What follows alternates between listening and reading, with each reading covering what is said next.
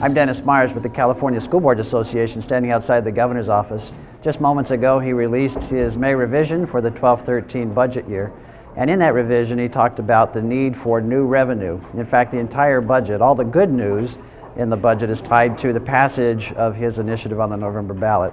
In the May revision, there's a proposal for $5.5 billion in new revenue to Proposition 98 based on natural growth in Prop 98, but also from the growth that would be provided from the passage of this initiative.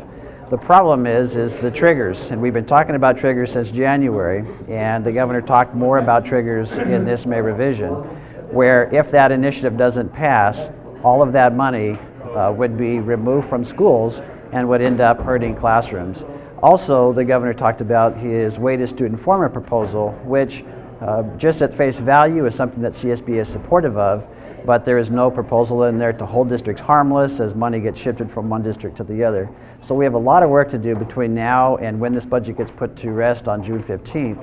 And next up to talk about some of that is Jill Wynns, the CSBA president. I'm here outside the governor's office, and the May revise of the budget was released this morning, and we're disappointed in what's in it. It is not significantly better for schools, and the biggest disappointment is that it continues to rely on the passage of his tax initiative in November, and should it not pass, there will be these horrible trigger cuts like those that we had to bear earlier this year, and they could result in an additional $5.5 billion being cut from schools, from K-14 education actually, and that would mean that we would be faced with maybe having to cut an additional 2 weeks out of the school year in the middle of the year, which we know is impossible to do, so we're having to plan for those eventualities now. We are being held hostage again to the uncertainty of the California budget. So here's what we're hoping that we'll be able to do about this. We want you all to join us on Board Member Action Day.